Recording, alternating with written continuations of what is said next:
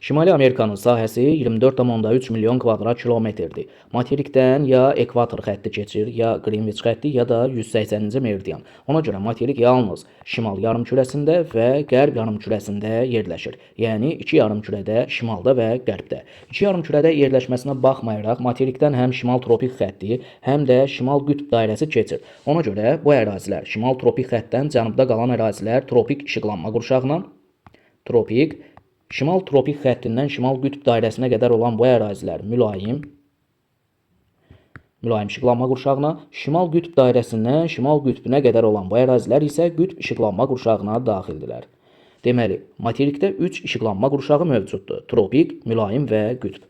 Açıq-aşkar görə bilərik ki, Ellesmere, Devon, Victoria, Banks, Beaufort dənizi olsun, Mercian burnu olsun, Qirlandiya adasının böyük əksəriyyəti qütb işıqlanma qurşağına daxildirlər.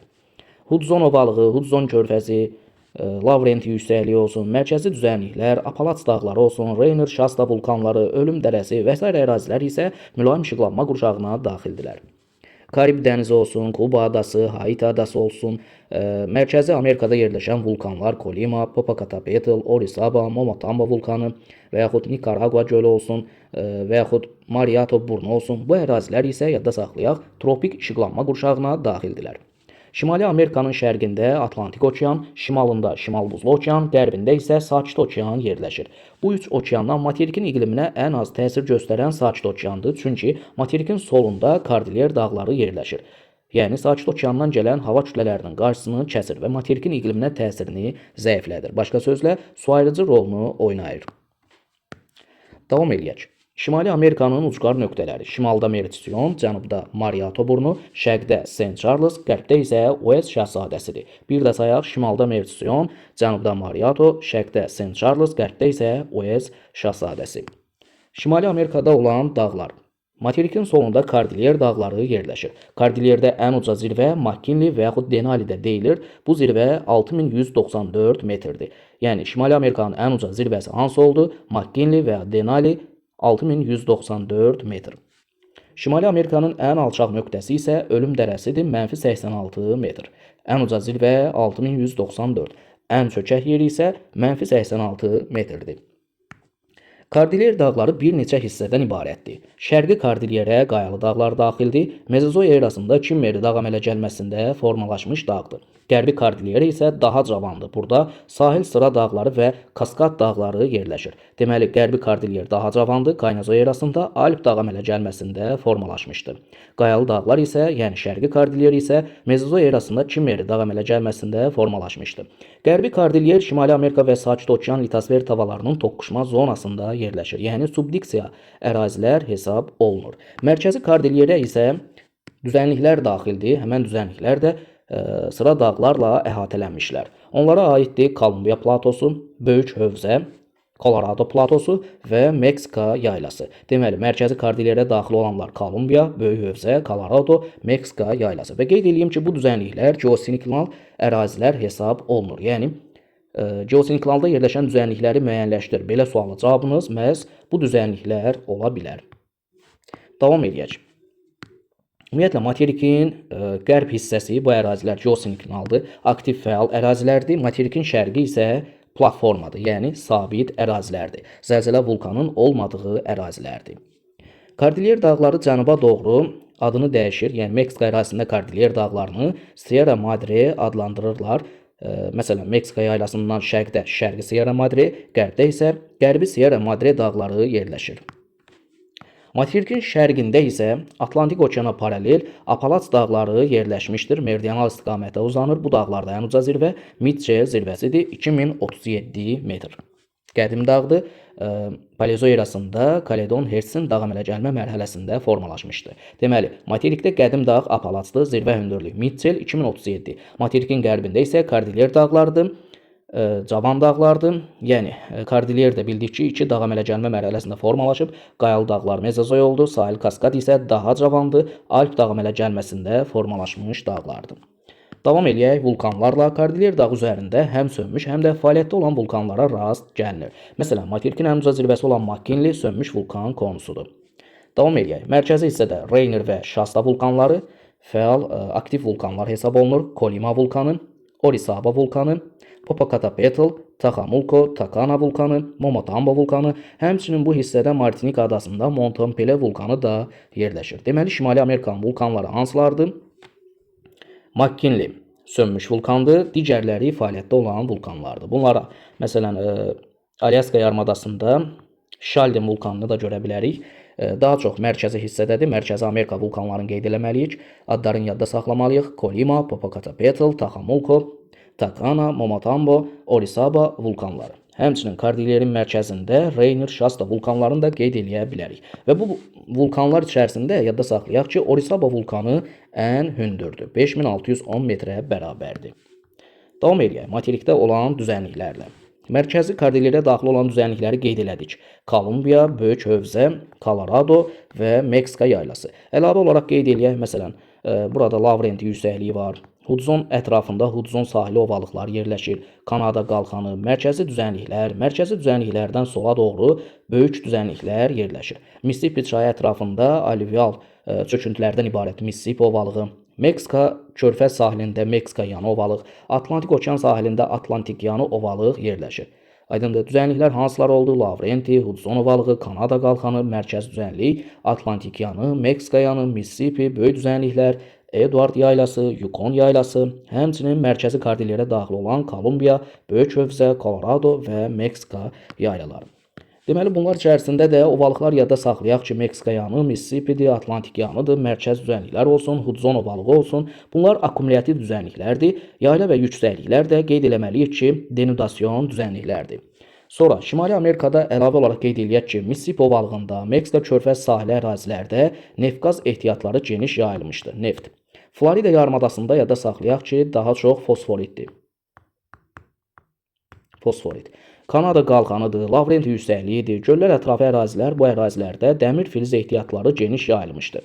Apalaç dağlarında isə kömür ehtiyatları geniş yayılmışdır. Alyaska körfəzində də neft-qaz ehtiyatlarına rast gəlinir, həmçinin bu hissədə qızıl ehtiyatları da mövcuddur. Aydındır. Deməli, Apalaçda kömür ehtiyatları var, Kanada qalxanı, Lavrenti yüksəkliyi, mərkəz düzənliklərdə yadda saxlayaq ki, dəmir filiz ehtiyatlarına rast gəlinir. Mississippi ovalığıdır, Meksika körfəz sahili ərazilərdə neft-qaz ehtiyatlarıdır, Florida yarımadasında fosforitdir, Alyaskada, materikin şimal-qərb hissəsində qızıl ehtiyatları da mövcuddur. Cənubi Amerikanın sahəsi 17,8 milyon kvadrat kilometrdir. Materik 3 yarımkürədə yerləşir. Şimal, cənub və qərb yarımkürələrində. Ekvator xətti materikdən keçir. Ekvator xəttindən yuxarıda qalan bu ərazilər şimal yarımkürəsinə, ekvatordan aşağıdakı bu ərazilər isə cənub yarımkürəsinə daxildirlər. Materik ərazisindən həmçinin cənub tropik xətti də keçir. Cənub tropik xəttindən yuxarıda qalan bu ərazilər tropik işıqlanma qurşağına daxildirlər. Tropik. Yəni, Amazon ovalığı tropik işıqlanmadır, Guyana yaylası tropikdir və yaxud Cotopaxi, Chimborazo vulkanları tropik işıqlanma qurşağına düşür. Braziliya yaylası olsun, Iliampo dağı olsun, bunlar tropik işıqlanma qurşağına daxildirlər. Cənub tropik xəttdən cənubda qalan bu ərazilər isə mülayim işıqlanma qurşağına aiddirlər. Yəni, Akanqavqa zirvəsi, Patagoniya yaylası, Salinas Chicas çökəkliyi olsun, Odlu torpaq adası olsun, Froart burnu olsun, yadda saxlayaq ki, və yaxud La Plata körfəzi mülayim işıqlanma qurşağına daxildirlər. Cənub tropik xəttin keçdiyi Atakama səhrası və La Plata ovalığı iki işıqlanma qurşağına düşür. Həm tropik, həm də mülayim işıqlanma qurşağı. Cənubi Amerika, Şimali Amerika materiki kimi şərqdən Atlantik okeanla, qərbdən isə Sakit okeanla əhatələnmişdir. Materikin iqliminə ən zəif təsir göstərən Sakit okeandır, çünki qarşısını Ant dağları kəsir. Yenə də Şimali Amerikada olduğu kimi materikin solu, qərbi geosinkronaldır, şərq hissəsi isə, yəni bu düzənliklər isə platformadır. Yəni sol, qərb tərəf aktiv fəal ərazilərdir, litosfer havalarının toqquşduğu ərazilərdir, sağ tərəf şərq hissə isə yadda saxlayaq ki, platforma ərazilər hesab olunur. Ant dağları litosfer havalarının toqquşma, yəni konvergens zonasına daxil olsalar da, materikə məxsus olan Pasxa və Galapagos adaları litosfer havalarının divergent, yəni ayrılmaz zonasında yerləşirlər. Cənubi Amerikanın ucqar nöqtələri. Galinas burnu, Parinas burnu qərbdə, cənubda Froart burnu, şərqdə Cabo Branco. Ucqar nöqtələrini bir daha sadalayaq. Galinas, Parinas, Froart, Cabo Branco. Materikin şimalında Karib dənizidir, cənubunda Drake boğazı yerləşir ki, Drake boğazı Cənubi Amerikanı Antarktidadan ayırır. Davam edək.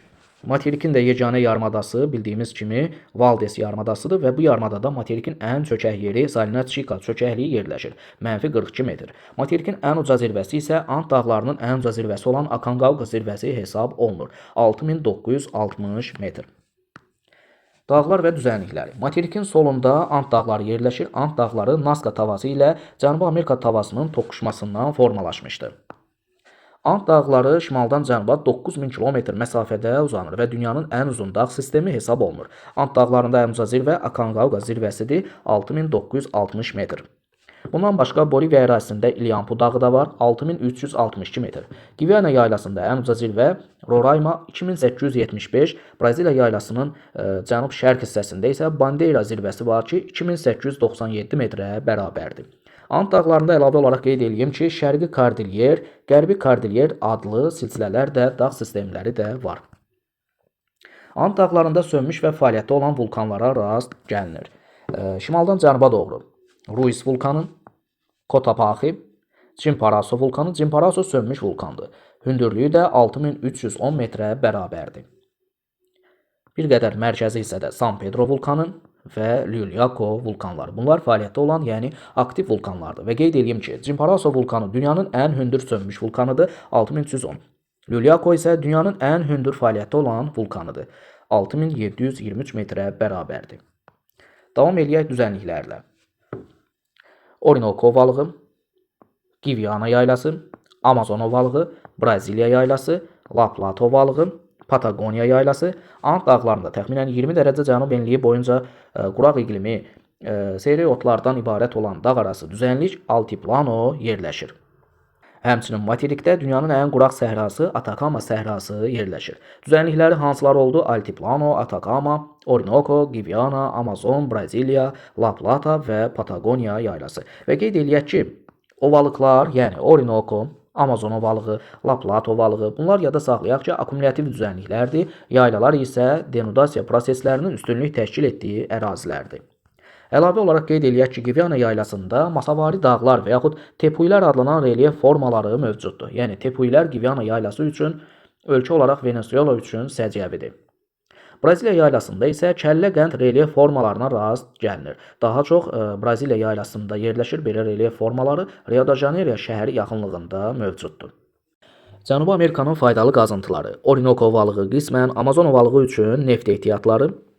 Məsələn, burada neftə görə fərqlənən ölkə Venezuela. Gviana yaylası və Braziliya yaylası platformanın qalxanlarıdır, qədim dağlıq yaylalardır. Bu ərazilər dəmir filizi ehtiyatları ilə zəngindir. Deməli, Gviana və Braziliya üçün dəmir filizi. Eləcə də bu ərazilərdə geniş yayılan faydalı qazıntı boksitdir.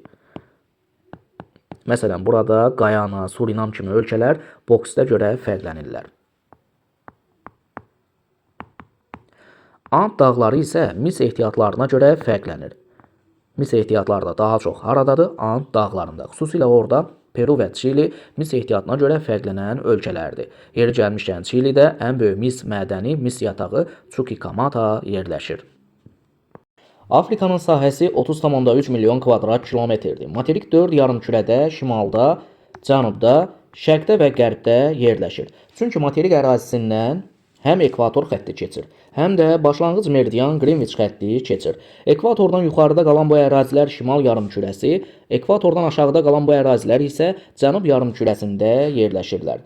Greenwichdən sağda qalan bu ərazilər şərq, Greenwichdən solda qalan bu ərazilər isə qərb yarımkürəsinə düşür. Fikir versəniz, materikin ən böyük hissəsi şimal və şərqdə yerləşmiş olur. Materik ərazisindən həmçinin şimal tropik xətti və cənub tropik xətti də keçir. Şimal tropik xəttindən yuxarıda qalan bu ərazilər mülayim işıqlanma qurşağı, mülayim. Cənub tropik xəttindən cənubda qalan bu ərazilər də cənub mülayim. Tropik xəttlərin arasında qalan bu geniş ərazi isə tropik işıqlanma qurşağında yerləşmiş olur. Tropik. Deməli, açıq-aşkar, məsələn, Senegal ovalığı olsun, Almadi burnu olsun, Şərqi Afrika yaylası, buradakı vulkanlar, Kilimanjaro, Karisimbi, Efiopiya yaylası, Somali yarımadası əlbəttə tropik işıqlanma qurşağında yerləşirlər. Atlas dağları, Bensekka burnu olsun, Kattara çökəkliyi, Nil çayının deltası, təbii ki, şimal mülayim işıqlanma qurşağında yerləşmiş olarlar. Kap dağı, İynəburnu, Əjdaha dağları isə yadda saxlayaq, cənub mülayim işıqlanma qurşağında yerləşmiş olarlar. Tropik xəttlərin keçdiyi ərazilər, məsələn, Namib səhrası və Kalahar səhrası, Limpopo çayı, Madaqaskar adası, şimal tropik xəttin keçdiyi Ahəqqar yaylası olsun, Böyük səhra ərazisi, Qırmızı dəniz. Bunlar isə yadda saxlayaq, iki işıqlanma qurşağında, həm mülayim, həm də tropik işıqlanma qurşağında yerləşmiş olarlar. Afrika şərqdən Hind okeanı ilə, qərbdən Atlantik okeanla əhatələnmişdir. Materikin şimalında Aralıq dənizi yerləşir, şimal-şərq hissəsində isə Qırmızı dəniz yerləşir. Ən böyük yarımadası Somali yarımadası, ən böyük adası isə Madaqaskar adasıdır. Materikin sahil xətti zəif parçalanıb, ona görə ətrafında ada, yarımada, dəniz, körfəz və boğazlar azdır. Materiklərdən sahil xətti daha çox parçalananlar yadda saxlayaq ki, Şimali Amerika və Avrasiyadır. Çünki ətraflarında ada, yarımada, dəniz, körfəz, boğaz daha çox olduğunu görə bilərsiniz. Afrikanın ucqar nöqtələri şimalda Bensekka, cənubda İynəburnu, şərqdə Rasafon, qərbdə isə Almadi. Ucqar nöqtələrinə bir daha aydınlıq gətirək. Şimalda Bensekka və ya Əl-Əbiata deyilir, cənubda İynəburnu, şərqdə Rasafon, qərbdə isə Almadi. Dağları. Afrikanın şimal-qərb hissəsində Atlas dağları yerləşir. Bu dağlarda ən uca zirvə Tubkal zirvəsidir, 4165 metrə bərabərdir. Atlas dağları cavan dağdır. Alp qırşıqlığında, Kainozo erasında yaranmış dağdır və Alp-Himalay dağlıq qurşağının ən qərb sərhədini təşkil edir. Materikin cənubunda qədim dağlar, Kap və Əjdaha dağları yerləşir. Bu dağlar Paleozoy erasında Kaledon Hertzin dağ əmələ gəlmə mərhələsində formalaşmış dağlardır. Efiopiya yaylasında Rastlaşan dağı da var. Bu dağlarda ən uca zirvə 4620 metrə bərabərdir. Bundan başqa Adamava dağları, Bintimani dağlarını da qeyd edə bilərik. Böyük səhranın daxilində şahid dağlar var ki, Əhəqqarda ən uca zirvə Tahat dağı 2918 metr, Dibesti yaylasında Emukusi 3415 metr, Darfur platosunda isə Mara 3088 metrə bərabərdir. İndi isə Afrikada olan vulkanlara aydınlıq gətirək. Materikdə sönmüş vulkan Kenya vulkanıdır, 5199 metrə bərabərdir. Materikin ən uca zirvəsi isə Kilimanjaro vulkanının zirvəsidir, 5895 metrə bərabərdir. Bundan başqa Karisimbi vulkanı, Kamerun vulkanı, Kanar adalarında Tayde vulkanını qeyd edə bilərik. Bunlardan Kenya sönmüş vulkandır, digərləri Kilimanjaro, Karisimbi, Kamerun və Tayde vulkanları fəaliyyətdə olan aktiv vulkanlar hesab olunurlar. Davam edək. Materikin ən uca zirvəsi Kilimanjaro vulkanının zirvəsi oldu, 5895 metr. Afrikanın ən çökək yeri Assal gölünün səviyyəsidir, -157 metr. Bundan başqa Misir ərazisində Kattara çökəkliyi də var, -133 metrə bərabərdir. Həmçinin Çad hövzəsi, Kongo hövzəsi və Kalahari hövzəsi həm də çökəklik ərazi hesab olunur. Yəni, həmin ərazilərə eyni adlı çökəkliklər də deyilir. Məsələn, Kongo çökəkliyi, məsələn, Kalahari çökəkliyi. Şərqi Afrika sınma zonası Qırmızı dənizdən başlayaraq Zambezi çayına qədər davam edir. Bu ərazi qalxma və emələrdən ibarətdir. Yəni, Hors və Qrabenlər bu ərazilər üçün səciyyəvidir. Və bu ərazilər quruda divergent sərhəd, yəni tavaların ayrılması hesab olunur. Bu ərazilərdə, məsələn, Karisimbi, Kilimanjaro vulkanları yerləşir ki, onlara bəzən quruda divergentdə yerləşən vulkanlar da deyilir. Qeyd elədik ki, bu ərazilər üçün Hors və Qrabenlər səciyyəvidir. Nəhəng Horslardan biri də Ruwenzori Horsudur.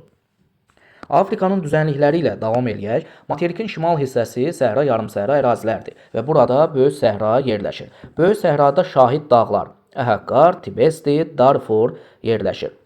Həmçinin bu ərazilərdə məsələn Liviya səhrası, Əl-Cəzair, Erkşeş, Nubiya səhrası da mövcuddur. Materikin cənubunda Namib və Kalahari səhraları yerləşir.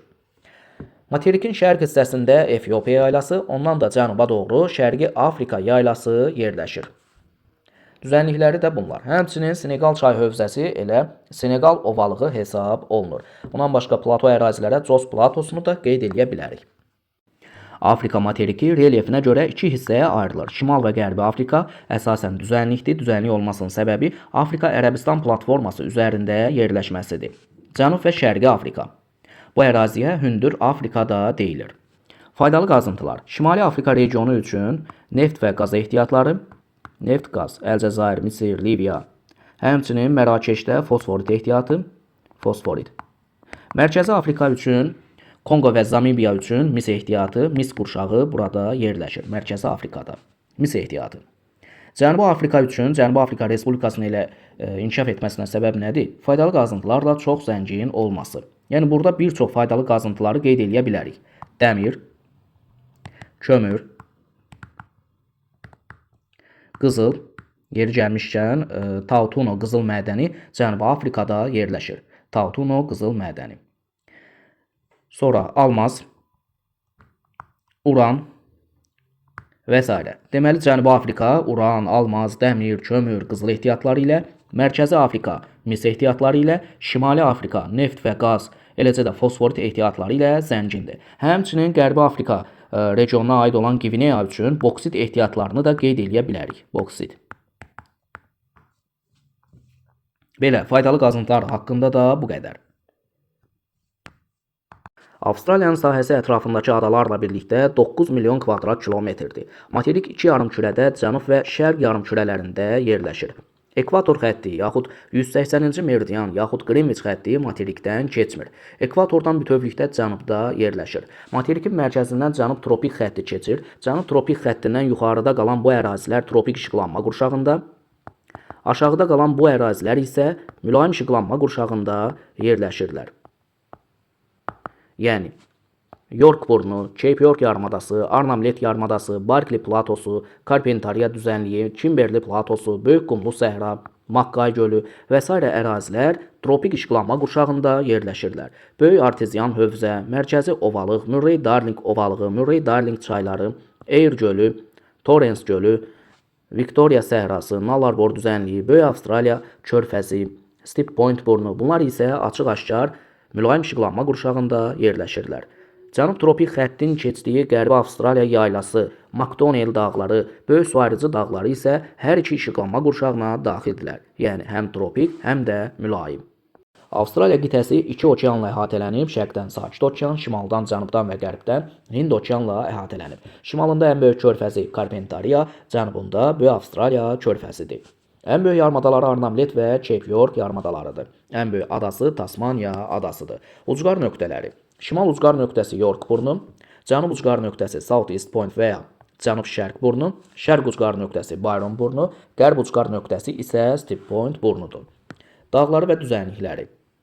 Qitənin şərqində Sakit və Hind okean arasında su ayrıcı rolunu oynayan böyük su ayrıcı dağları yerləşir. Bu dağlarda ən uca zirvə Kostyushka zirvəsidir, 2228 metr təşkil edir. Böyük su ayrıcı dağları qədim dağlardır, faili dağlardır. Paleozoy erasında Kaledon Hertzin dağ əmələ gəlmə mərhələsində yaranıb. Qitədə digər qədim dağlar mərkəz və qərbində yerləşən Macdonald Hammersley dağlarıdır. Bu dağlar da qədim dağlardır, faili dağlardır. Baykal dağ əmələ gəlmə mərhələsində yaranmışlar. Avstraliyanın düzənlikləri. Denudasiyon düzənliklərə Kimberley platosu, Barkley platosu, Qərbi Avstraliya yaylası aiddir. Akkumulyativ düzənlikləri, yəni ovalıqlar, şimalda Carpentaria düzənliyi, Nullarbor düzənliyi, böyük arteziyan hövzə, mərkəzi ovalıq, Murray-Darling ovalığı aiddir.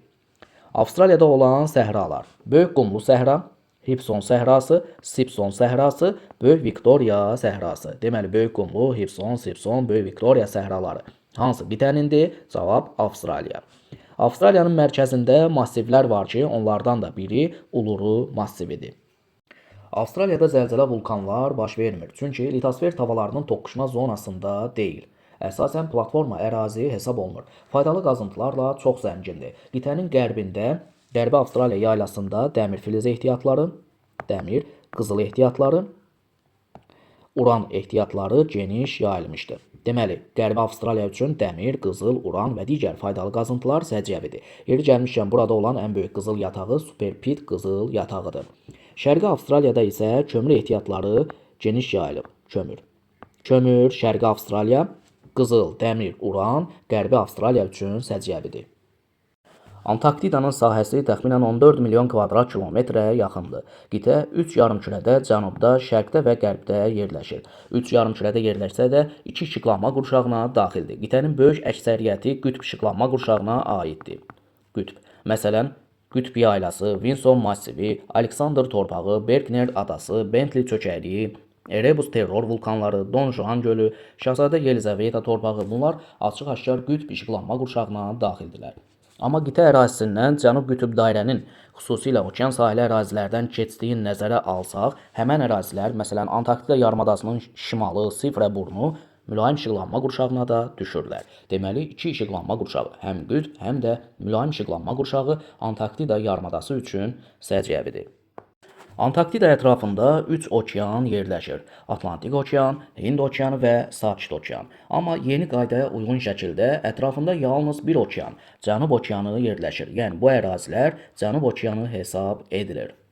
Antarktida sahillərində olan dənizlər: Ueddel, Lazarev, bunlar Atlantik okean hövzəsi. Rizer Larsen, həm Hind, həm Atlantik okean hövzəsi. Kosmonavtlar, Davis, D'Urville dənizləri, bunlar Hind okean hövzəsi. Ross dənizi, Amundsen və Bellingshausen. Bunlar da Sakit okean hövzəsinə daxildirlər. Ancaq yeni qaydaya uyğun şəkildə bu dənizlər hamısı Cənub okeanı hesab edilir. Antarktida ətrafında olan körfəzlər: Prut körfəzi və Wrigley körfəzi. Antarktida Drake boğazı vasitəsilə Cənubi Amerikadan ayrılır. Ucqar şimal nöqtəsi Sifrə burnudur. Ən böyük yarımadası elə Antarktida yarımadasıdır. Bu yarımada iki işıqlanma qurşağında yerləşir. Həm mülayim, həm də qütb işıqlanma qurşağında. Qitənin ən böyük adası Berkner adasıdır. Bundan başqa 1-ci Pyotr adası, Scott adası, Baleni adaları, Qələbə adası və s. adaları da mövcuddur. Ən böyük dağ sistemi Transantarktida dağlarıdır. Və burada ən uca zirvə Vinson massividir. Deməli, qitədə ən hündür yer Vinson massividir, 5140 metrə bərabərdir. Ən çökək yeri də Bentley çökəkliyidir, -2555 metr təşkil edir. Bundan başqa yada saxlayaq ki, qütb yaylası, Alexander torpağı, Ellsworth torpağı, Lambert buzlağı, Menzies dağı, Kraliça Maud torpağı, Şahzadə Yelizaveta torpağı, Kraliça Mary torpağı və s. oroqrafik vahidlər məhz Antarktidaya aiddir. Burada fəaliyyətdə olan vulkanlar da mövcuddur. Terror və Erebus vulkanları. Ən böyük gölü də duzlu Don Juan gölüdür. Və qeyd etmək lazımdır ki, Qərbi Antarktida Şərqi Antarktidaya nəzərən daha çox fəallığı ilə fərqlənir. Antarktida torpaq bitki örtüyündən məhrumdur. Səbəb orta qalınlığı 2 kilometrə çatan buzlaqlarla örtülməsidir. Qış gün dövründə bol günəş işığı istiliyi alsa da, gələn günəş şüalarının 90-95%-i qarbuz tərəfindən əks olunaraq geri qayıdır. Həmçinin günəşin düşmə bucağı bu ərazilər üçün çox kiçikdir. Nəticədə qarbuz örtüyü ərimir və orta temperatur müsbət olmur. Qitə ərazisində şərti işarələrdən də bəllidir ki, bir çox faydalı qazıntılar mövcuddur. Məsələn, Antarktida yarımadasında mis və qızıl ehtiyatı, qitənin bir çox ərazilərində mis ehtiyatı, daş kömür ehtiyatı, neft və qaz ehtiyatları mövcuddur. Ümumiyyətlə, üzvü mənşəli faydalı qazıntıların Antarktida ərazisində geniş yayılması sübut edir ki, bu ərazilərdə nə zamansa iqlim isti və rütubətli olmuşdur. Avropanın sahəsi təxminən 10,1 milyon kvadrat kilometrdir. Qitə 3 yarımkürədə yerləşir: şimalda, şərqdə və qərbdə. Qitədən ekvator xətti keçmir, bütövlükdə şimalda yerləşir, amma başlanğıc meridian Greenwich meridianı qitə ərazisindən keçir. Greenwichdən sağa doğru bu geniş ərazi şərq yarımkürəsində, Greenwichdən solda qalan bu ərazilər qərb yarımkürəsində yerləşirlər. Yəni İslandiya adası, İrlandiya adası, Britaniya yarımadası, Biskay körfəzi, Pirney yarımadası, Meseta yaylası, Roka burnu və s. ərazilər qərb yarımkürəsinə daxildirlər. Avropa qitəsi 3 yarımkürədə yerləşməsinə baxmayaraq 2 işıqlanma qurşağına daxildir. Şimal qütb dairədən yuxarıya doğru bu ərazilər qütb işıqlanma qurşağı hesab olunur. Yəni, Şərqi Avropa düzənliyinin ucqar şimal hissəsi, Kola və Skandinaviya yarımadalarının şimalı, Nordkin burnu qütb işıqlanma qurşağına daxildir. Şimal qütb dairəsindən aşağıya doğru bu geniş ərazilər mülayim işıqlanma qurşağı hesab olunur.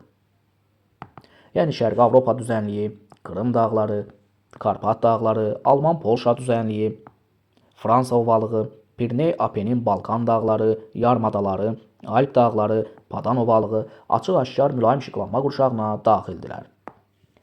Avropanın ucqar nöqtələri: şimalda Nordkin, cənubda Marokko və ya Mərakeş burnu, qərb ucqar nöqtəsi Roka burnu, şərq ucqar nöqtəsi isə Ural dağlarının ətəkləri, qütb Uralı da deyilir. Deməli, ucqar nöqtələr şimalda Nordkin, cənubda Marokko, qərbdə Roka, şərqdə isə Ural dağları. Avropa qitəsində həm qədim, həm də cavan dağlar mövcuddur. Skandinaviya yarımadasında eyni adlı Skandinaviya qədim dağları yerləşir. Bu dağlarda ən uca zirvə Qalxopiken 2469 metrə bərabərdir. Skandinaviya dağları Paleozoy erasında Kaledon Hertzin dağ əmələ gəlmə mərhələsində formalaşıb. Avropa-Asiya sərhədində yerləşən Ural dağları da qədim dağlara daxildir. Ural dağlarında ən uca zirvə Narodnaya 1895 metr təşkil edir. Ural dağları Paleozoy erasında Hertsin dağ əmələ gəlmə mərhələsində formalaşır. Orta Avropada da qədim dağlar mövcuddur. Bunlara Sudet dağları, Filiz dağları, Britaniyada Grampian dağları daxildir. Deməli, Avropada olan qədim dağlara Skandinaviya, Filiz, Sudet, Grampian, Ural dağlarını qeyd eləyə bilərik. Avropa qitəsində olan cavan dağlar. Bilirik ki, bu ərazilər Alp-Himalay geosinklinal qurşağına daxildir və buradakı dağların hər biri Kaynozoy erasında Alp dağ əmələ gəlmə mərhələsində formalaşmış cavan, qırışıq dağlardır. Orta Avropada Alp dağları yerləşir. Bu dağlarda ən uca zirvə Mont Blanc 4807 metrə bərabərdir. Mont Blanc zirvəsi Qərbi Avropanın ən uca zirvəsidir. Alp dağlarında digər zirvə Matterhorn zirvəsidir. Şərqi Avropa düzənliyinin cənub-qərb hissəsində cavan Karpat dağları yerləşir. Karpat dağlarında ən uca zirvə Gerlachovski şidid 2655 metrə bərabərdir. Cənubi Avropanın relyefində də dağlıq ərazilər üstünlük təşkil edir. Pirney yarımadasının şimal-şərq hissəsində elə Pirney dağları yerləşir. Burada maksimal hündürlük 3404 metrə bərabərdir. Pirney dağları Fransa-İspaniya arasında sərhəd təşkil edir və Pirney dağlarından Qreenwich xətti keçir. Yəni 3 yarımkürədə şərqdə, qərbdə, şimalda yerləşir. Pirney yarımadasının cənubunda Əndəlüs dağları yerləşir. Apenin yarımadasında Apenin dağları, Balkan yarımadasında Balkan dağları, Rodop dağları, Dinar dağları mövcuddur. Qara dənizin şimalında Krım yarımadasında elə Krım dağları yerləşir. Burada ən uca zirvə Romankoş 1545 metrə bərabərdir. Şərqi Avropa düzənliyinin cənubunda Avropa-Asiya sərhədində Qafqaz dağları yerləşir. Qafqaz dağlarında ən uca zirvə Elbrus vulkanının zirvəsi 5642 metrə bərabərdir. Qafqazda digər sönmüş vulkan Kazbekti 5033 metrə bərabərdir. Avropa qitəsində fəaliyyətdə olan vulkanlar da mövcuddur. Cənubi Avropada İtaliyanın vulkanları Vezuvi, Stromboli, Etna vulkanı. Bu vulkanlar litosfer tavalarının toqquşma, yəni konvergent zonasında yerləşirlər.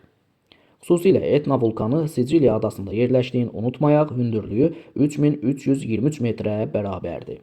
Şimali Avropa regionuna aid olan İslandiyanın vulkanları Hekla, Katla, Bardarbunga, Eyjafjallax Kudul vulkanları.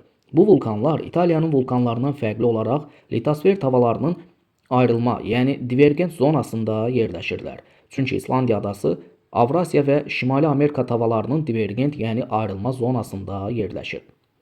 İslandiya adasında hətta Thingvellir Milli Parkında tavaların ayrılmasını əyani müşahidə etmək mümkündür. Avropa qitəsində platforma və geosinklinal ərazilər. Şərqi Avropa düzənliyi platformadır, hətta qədim platformadır. Yəni Paleozoydan da əvvəl formalaşıb. Alman-Polşa cavan platformadır. Skandinaviya platformadır. Britaniya, İrlandiya platformadır. Fransanın qərbi platformadır. Yəni bu ərazilər zəlzələ və vulkanların müşahidə edilmədiyi ərazilərdir. Orta Avropanın müəyyən hissəsi, Cənubi Avropanın böyük əksəriyyəti Alp-Himalay geosinklinal qurşağına daxildir. Avropada olan düzənliklər Pirney yarımadasında Meseta, İtaliyanın şimalında Padan ovalığı, Balkan yarımadasında Kars prosesləri üstünlük təşkil edən Kars platosu, Dunay sahili ərazilər Orta Dunay ovalığı, Aşağı Dunay ovalığı, Şərqi Avropa düzənliyi Avropanın ən nəhəng düzənliyidir. Burada Valday, Volqa boyu, Orta Rusiya yüksəklikləri mövcuddur. Şərqi Avropa düzənliyinin cənubunda, Şimali Qafqazda digər yüksəklik Stavropol yüksəkliyidir. Xəzəryanı ovalıq. Xəzəryanı ovalıq da okean səviyyəsindən -27 metr aşağıdadır. Elə Avropanın ən çökək yeridir. Alman-Polşa ovalığı, Fransa ovalığı. Belə, bunlar da Avropada olan düzənliklərdir. Şərqi Avropanın şimal hissələrində, Ladoqa-Onega gölləri ətrafında, Skandinaviyada, Alman-Polşa ovalığında yadda saxlayaq ki, buzlaq relyef formalarına rast gəlinir. Çünki bu ərazilər 4-cü dövr buzlaşmasına məruz qalmış ərazilərdir. Xüsusilə Salpos-Sestelkaya Moren təpələri Finlandiyada yerləşdiyini unutmayaq. Avropa qitəsində bəzi faydalı qazıntıların yayıldığı ərazilər. Ukrayna üçün dəmir və kömür. Dəmir, kömür. Polşa üçün də kömür söyləyə bilərik, yuxarı Sileziya. Almaniya üçün qonur kömür. Şimal dənizi üçün neft. Neft, qaz ehtiyatları. Skandinaviya üçün İsveçə xüsusilə dəmir filizi. Asiya qitəsi dünyanın ən böyük qitəsidir. Sahəsi təxminən 44 milyon kvadrat kilometrdir. Asiya qitəsi 4 yarımkürədə yerləşir. Həm ekvator xətti keçir, həm də 180-ci meridian. Ekvatordan yuxarıya doğru geniş ərazi şimal yarımkürə, ekvatordan aşağıda qalan, yəni Sumatranın, Kalimantanın, Sulavesinin müəyyən hissəsi, eləcə də buradakı vulkanlar Krakatau, Slamet, Sameru vulkanları cənub yarımkürəsinə aiddirlər. 180-ci meridiandan sağda qalan Dejnev burnu və Çukot yarımadası qərb yarımkürəsində, qalan böyük əksəriyyət Asiyanın geniş hissəsi şərq yarımkürəsinə daxildir. Asiya qitəsindən həm şimal qütb dairə, həm də şimal tropik xətti keçir. Şimal qütb dairədən yuxarıda qalan bu ərazilər qütb işıqlanma qurşağı hesab olunur. Qütb, yəni Qara dəniz, Taymır yarımadası, Çelyuskin burnu, Laptevlər, Şərqi Sibir dənizi, Vrangel adası əlbəttə qütb işıqlanma qurşağına daxildir. Şimal qütb dairədən şimal tropik xəttinə qədər bu geniş ərazi mülayim işıqlanmadır. Mülayim.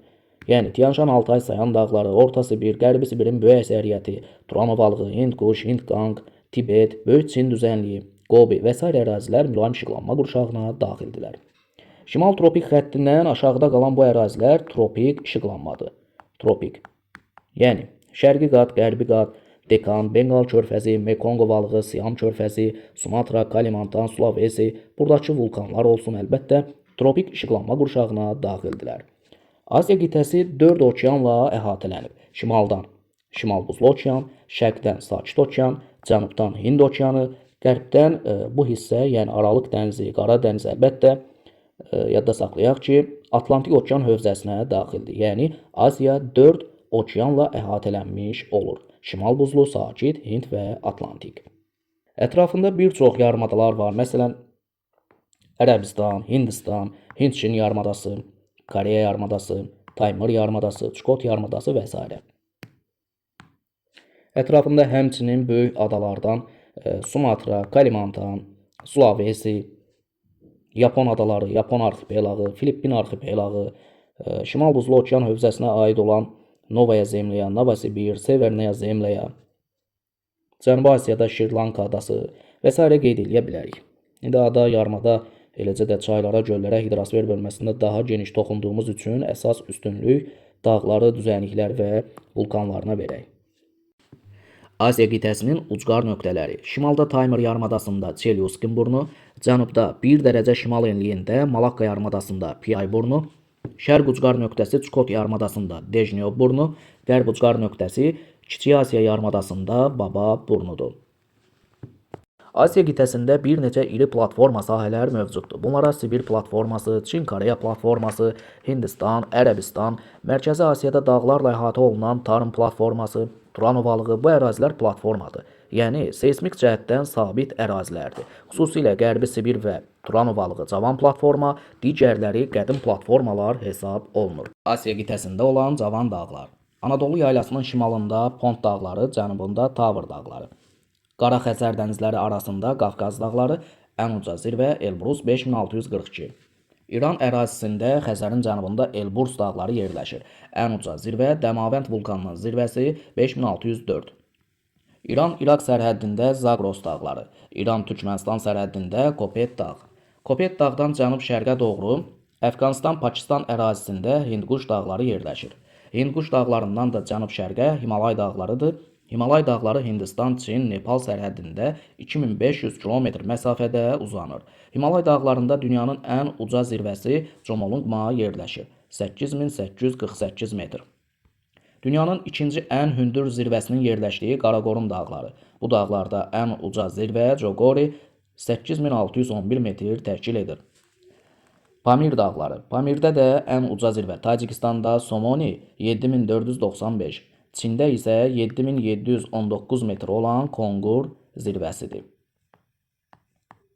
Yəni Pamirdən 2 zirvə yadda saxlayaq. Çində Kongur 7719. Tacikistanda Somoni 7495 metr. Pamir dağlarından şimala doğru yenidən fəallaşmış, yəni yaşlarına görə qədimdir bu dağlar. Paleozoy erasında Kaledon Hertzin dağəmələ gəlmə mərhələsində yaranıblar. Amma Kaynazoy erasında yenidən dağəmələ gəlməyə məruz qalıblar, yəni hazırda fəal dağlar hesab olunurlar. Bunlara Tian-Şan, ən uca zirvə, Qələbə piki, 7439. Altay ən uca zirvəsi Beluxa 4506 metr və Sayan dağları daxildir. Ən uca zirvəsi Munkuzardıq 3491 metr. Deməli, Tian-Şan, Altay, Sayan dağları yenidən fəallaşmış dağlardır. Asiya qitəsində olan Mezozoy yaşlı dağlar Verxoyansk, Çerski, Sxotalin dağları, həmçinin Tibet və Kunlun. Deməli, Tibet, Kunlun, Verxoyansk, Çerski, Sxotalin bunlar nə zaman formalaşıb? Mezozoy erasında Kimmeri dağ əmələ gəlmə mərhələsində. Şərqi Sibirdə bir neçə silsilə və dağlar var ki, bunlara Koryak dağları, Cuqcur silsiləsi, Stanovoy silsiləsi aiddir. Çin ərazisində qədim dağ, Böyük Xinqan, Kiçik Xinqan dağları. Hindistanda qədim dağlar, Qərbi Qat dağları, Şərqi Qat dağları. Baykal gölü ətrafında olan Baykal ətrafı dağlar da qədim dağlardır və onlar Baykal dağ əmələ gəlmə mərhələsində formalaşıblar və əksər dağlar həmən ərazidə düzənliyə çevrilib. Avropa-Asiya sərhədində yerləşən Ural dağları da qədim dağlardır. Ən uca zirvəsi Narodnaya 1895 metr. Hindçin yarımadasında olan dağlar. Bu ərazilər litosfer tavalarının toqquşma zonası olduğu üçün cavan dağlar hesab olunur və buradakı dağların əksəriyyəti meridional istiqamətdə uzandığını unutmayaq. Asiya qitəsində həm sönmüş, həm də fəaliyyətdə olan vulkanlar var. Türkiyədə Ağrı dağ 5137, Qafqaz dağlarında Elbrus və Kazbek, Elbrus 5642, Kazbek 5033. Ölkəmizdə sönmüş vulkanlar Dəli dağ, Böyüşıqlı, Qızılboğaz, Gəlinqaya, Pəriçınqıl, Ayçınqıl və s. İran ərazisində Dəmavənd Asiyada ən hündür sönmüş vulkandır 5604. Bundan başqa İranda sönmüş vulkan Savalan və Səhənd vulkanları da var. Deməli, Savalan, Səhənd, Dəmavənd İranın sönmüş vulkanlarıdır. Ağrı dağ Türkiyədə. Qafqaz dağlarında Elbrus və Kazbek sönmüş vulkanları. Fəaliyyətdə olan vulkanlar. Rusiyada Kamçatka yarımadasında Asiyada ən hündür fəaliyyətdə olan vulkan 4688 metr Kyūshū sopkası. Yaponiya. Yaponiyada Fudziyama və Aso vulkanları. Filippində olan fəaliyyətdə olan vulkanlar. Pinatubo, Luson adasında və Mindanao adasında Apo vulkanları. Deməli, Pinatubo, Apo Filippinindir. Fudziyama, Aso Yaponiyada olan fəaliyyətdə olan vulkanlardır. Cənub-Şərqi Asiyada, İndoneziyada Krakatau, Slamet və Semeru vulkanları mövcuddur. Asiya qitəsində olan düzənlik ərazilər. Türkiyədə Anadolu yaylası, Gürcüstanda Qaradəniz sahilində Kolxida ovalığı, ölkəmizdə Kuraraz ovalığı, Cənub-Qərbi Asiyanın ən böyük ovalığı Mesopotamiya ovalığı, Ərəbistanda Ərəbistan yaylası, İranda İran yaylası, Mərkəzi Asiyada Turan ovalığı, Üst Yurt yaylası, Xəzərin şimalında Xəzəryan ovalıq, Rusiyada ən nəhəng ovalıq Qərbi Sibir ovalığı, ondan da şərqə Orta Sibir yaylası yerləşir. Rusiyada digər yayla ərazilər Anabar yaylası, Aldan yaylası, Stanovoy yaylası. Uzaq Şərqi Sibirdə Yana Kolima düzənliyi. Şərqi Asiyada alüvyal düzənlik Böyük Çin düzənliyi. Cənub-Şərqi Asiyada Mekong ovalığı. Cənubi Asiyada çay çöküntülərindən ibarət Hind-Qanq çaylarının su toplayıcı hövzəsində Hind-Qanq ovalığıdır. Ondan da cənuba Dekan yaylası yerləşir. Himalay dağlarından şimalda dünyanın ən hündür yaylası Tibet yaylası yerləşir. Mərkəzi Asiyada Cunqarya düzənliyi də mövcuddur.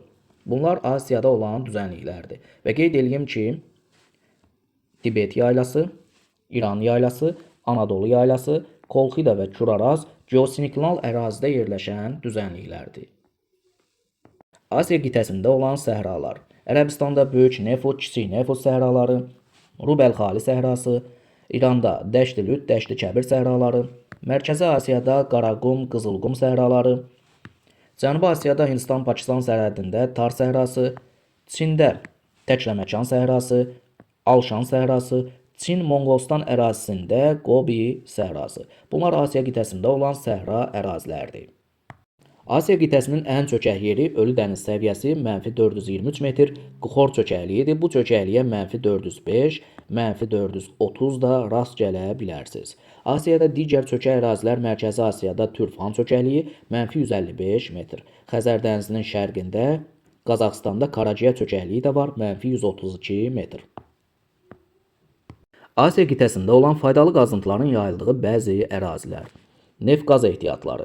Ərəbistanda, İran körfəzində, sonra Xəzər hövzəsində və Qərbi Sibirdə.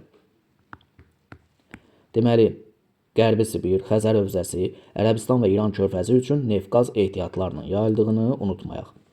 Orta Sibir. Bu ərazidə bir çox faydalı qazıntılar var. Bunlara dəmir, kömür, almaz, qızıl ehtiyatı və s. qeyd edə bilərik. Deməli, Orta Sibirdə dəmir, kömür, almaz, qızıl. Qərbi Sibirdə neft. Şərqi Asiyada, Çində neft ehtiyatı var. Kömür ehtiyatı var. Dəmir ehtiyatı var, dəmir filizi. Sonra boksit, fosforit və digər faydalı qazıntılar mövcuddur. Cənubi Asiyada, Hindistanda əsasən dəmir filizi, Dekan yaylasına görə və kömür ehtiyatı. Deməli, Hindistanda dəmir, kömür və s. Sonra Cənub-Şərqi Asiya regionu, İndoneziya, Malayziya, Tayland.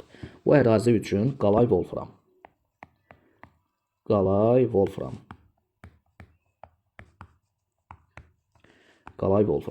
Sonra Filippin üçün Filippinə xromit. Bir də xromiti Türkiyə üçün qeyd edə bilərik. Yekun. Ərəbistan, İran körfəzi, Xəzər hövzəsi, Qərbi Sibir. Burada daha çox neft qazdır. Türkiyədə, Filippində xromitdir. Cənub-Şərqi Asiya üçün qalay wolframdır. Şərqi Asiyada, Çində neft də var, kömür, dəmir, boksit, fosforit və digər faydalı qazıntılar mövcuddur. Hindistanda əsasən dəmir, kömür. Rusiyanın Orta Sibiri çox zəngindir. Dəmir, kömür, almaz, qızıl və digər faydalı qazıntılar üstünlük təşkil edir.